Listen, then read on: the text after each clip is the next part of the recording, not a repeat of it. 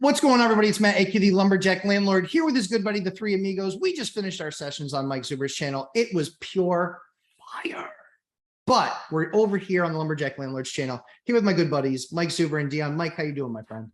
Wonderful, man. Thank you for the opportunity. Thank you for being flexible. I know my 5-day-a-week change from 7 days is throwing everybody off. So I appreciate you guys being flexible. I'm more than happy to do it because at the end of the day, physically not flexible, schedule-wise, I can be a little bit flexible. So Dion, thanks for coming. Dion, how you doing, my friend? I'm doing great. And it is nice being flexible because, Mike and I don't have that job thing. That thing in the way. That thing in the way. Millennial Mike and I were texting last night at like 11:45, and I was like, dude, what are you doing? He goes, working. I go, yeah, me too. That's got to change. Anyway, what I wanted to talk to you about today was a few weeks ago as a Three Amigos, we actually did the rental apocalypse. I want to talk to you guys about that today because guess what? It just happened. So the rental apocalypse happened Friday afternoon. I'm actually sitting in my office doing some work and I start to see my phone light up a little bit. And I was like, geez, what's going on there? And so I look at it and it was like, oh, that's interesting. The emergency rental assistant program in my state has now officially been stopped and shut down. Oh, they ran out of money. They did. The coffers are empty. The coffers are gone. They actually applied to the feds for money, but our governor doesn't really get along that well with the current administration. So we'll just suffice to say that his first request was denied. And now it's political column fodder, but let's actually get into it because here's where it gets really scary for folks. I knew this was coming. I knew this day was coming, and we weren't living high on the hog with those specific units and this, that, and the other. But now we have a very real problem, not for me, but for tenants. Here's the very real problem. Those programs didn't recertify people typically until 2 weeks before their next month's rent was due because they had so much of a backlog. Now we're looking at, there are 3 tenants that are not going to be covered for November rent. Rent. And they had like a week's notice. Yep. So I wish my memory was better because I would like to bring up a video that we've done, I think around April, maybe the month before, when these programs were really coming out. And we were getting the emergency housing voucher programs, paid 20, 30% more than Section 8. Yes. And I compared it to buying for short-term rental. Yes. If you buy a property and it has to be a short-term rental to make money, you're really at risk if the HOA, the municipality, or some law changes, the big hotel chains win their lawsuit in your area and your short-term rental options goes away. Now you have an alligator and might not even be able to sell without taking a loss because everyone else knows you can't short-term rent now. But if you buy a property that will break even or cash flow as a long-term rental and you benefit from short-term rental while you can, and then go to midterm or whatever you had to. If you had a house and you were okay with tenant turnover, taking advantage and helping out, saying, let me use your emergency housing voucher and help this person who's in an emergency situation have a house to stay. Yes. Sure. But when it ends, and Matt, you said this when you were talking to the Uneducated Economist, which is a great interview. People should check it out. Thank you. They've had 18 months in some cases of no rent payment. Correct. But don't have a penny for next month. Correct. Because of that hedonic treadmill. They got set to a certain life standard and they want to just maintain that. And now something goes away that's outside of their control that they're not ready for, that they could have been planning for. Yep. So as for you, 130 something units, 135 units. Yes, you're going to handle a percentage of your portfolio having some turnover and maybe going through some pain there. Yep. But that investor that has 3 or 4 that saw the lowest fruit hanging of big emergency funds, that's going to hurt. Yeah, so those 3 units will likely collapse my 135 unit portfolio. You'll be done. You've got to go bankrupt, right? All you crashers were right. I mean, you got me. I got crushed by those 3. It absolutely crushed me.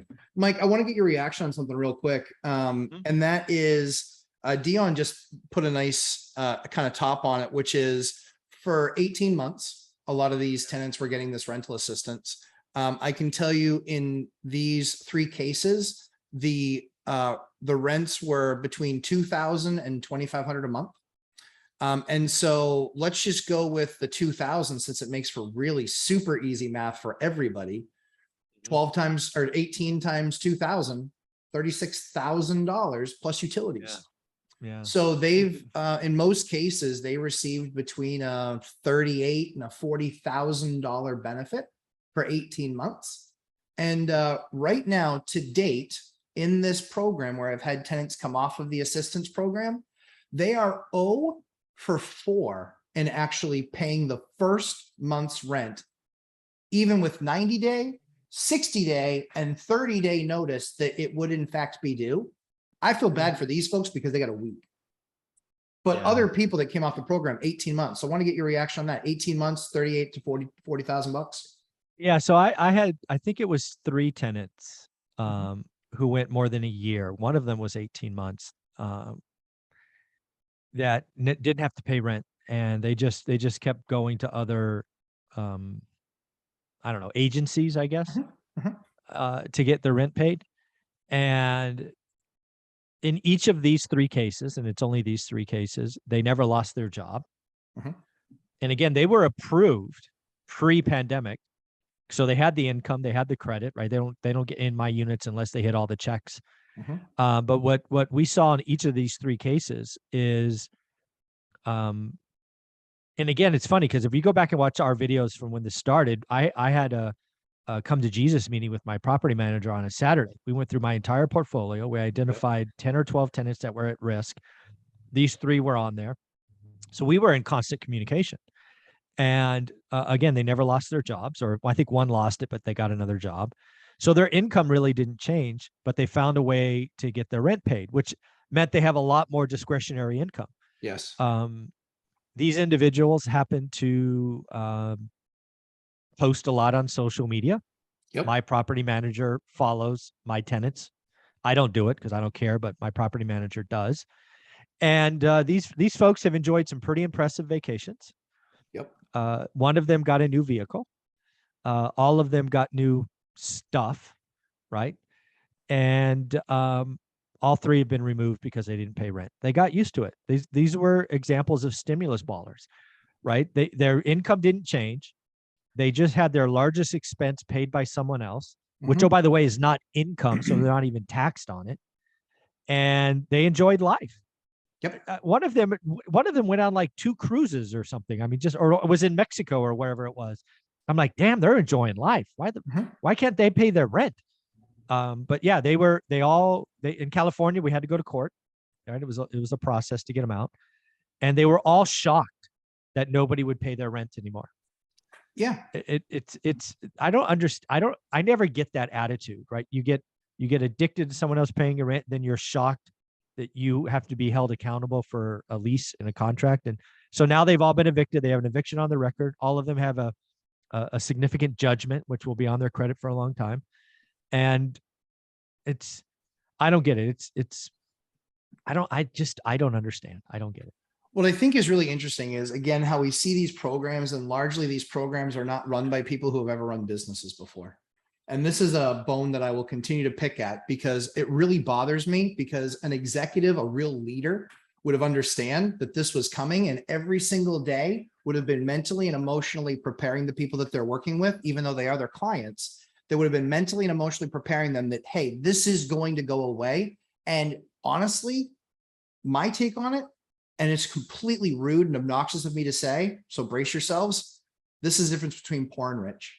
This is the difference. Rich people with a rich mindset, they're actually saying, hey, you know what? I'm stacking cash. I'm putting money away. I've got this coverage and I'm in a little bit of trouble, but I qualify for it. And so I'm going to take the opportunity to utilize this program. However, even though I'm not making enough, even though I'm only making a few $100 a month, waiting tables or doing whatever I can based on being a single mom and having kids, I'm still stacking cash. I actually had one landlord that I talked to that said he had the conversation with his tenant saying that the program was actually going away. And she said, you know what, if you want, I can actually pay you the next 3 months of rent in advance, because I spent the last 12 months picking up jobs as I could, working around my kid's schedule to make sure that I was putting money away. But I want to make sure to tell people exactly what the email is. They don't have the staff to pick up the phone and call everybody and let them know what the problem is. So what they're doing is they're looking them up in the system when they get a message, and they're actually sending them an email. And here's what the email says. Dear client, thank you for reaching out. On Thursday, October 20th, 2022, The U.S. Treasury announced that New Hampshire will not receive any additional resources continuing the emergency rental assistance program beyond December 29th, 2022, effective today, effective Friday, October 21, 2022. New applications will not be accepted pending a review of the existing pipeline of applications, the level of federal funding available, and the status of existing state requests to the U.S. Treasury for additional funding.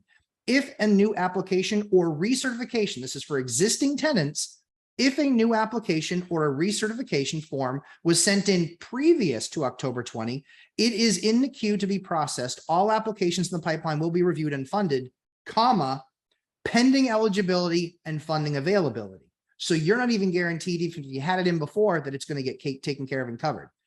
In processing applications in the order they were received, unless an application is eligible for priority processing based on the program guidelines that have been in place since the inception of the program, because they don't want to hear the whiners. We apologize for any inconvenience that this causes. P.S. Sorry, you're probably homeless. Please contact your local welfare office. Imagine working in that office this weekend or this week. Do not hesitate to reach out if you have any questions regarding this program, and please continue to monitor our website and social media pages for current updates and statuses to the program. Dion. So I don't think we have the bandwidth or ability to educate renters on any scale. Agreed. Right? Our tenants, sure, we can have conversations, but we can impact investors.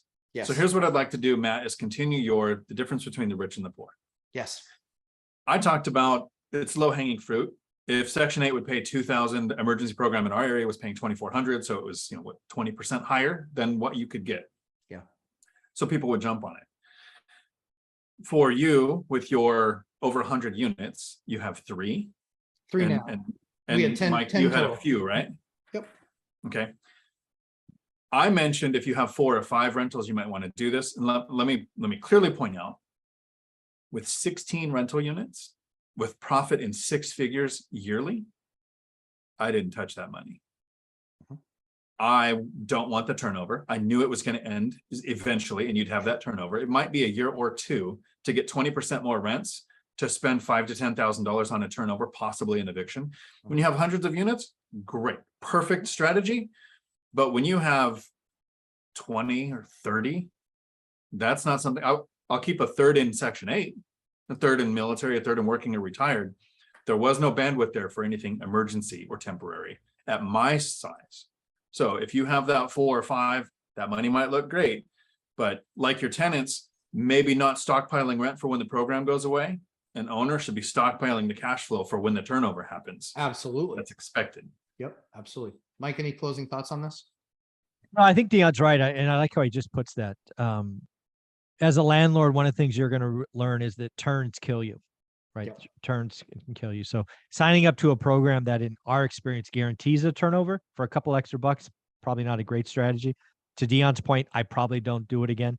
I only did it because, again, it was part of my process. First person in gets approved. I did not actively seek these emergency funding. It was not part of my model. I didn't care. But when they came first, my model is say yes to the first person who qualifies. And, now we had those 3 problems. So lesson learned, free money's not free. Isn't it like government to have a great idea with a bunch of unintended consequences and have no exit strategy? Well done, government. So Mike, tell everybody where they can find you, my friend. One rental at a time, where I do videos Sunday through Thursday and then post a couple of extras on Friday and Saturday. It is a great time. And Dion? Right here on YouTube, Dion Talk Financial Freedom. And sometimes in your live streams on Sundays. That's true. Absolutely. When he just slides into the live stream, I'm like, oh, I have a guest. Look at that. It's a good time. Guys, thanks so much for doing this. As I always say, we try and create great content for you. Please make sure that you hit that like button. Also subscribe, and we will catch you in the next one. But please tell us what you think about this video. I'm interested in your perspective, and just know that if you're rude to me, I'm rude back. So look forward to your questions, and certainly looking forward to the dialogue. Thanks, everybody. Have a great day. Ciao.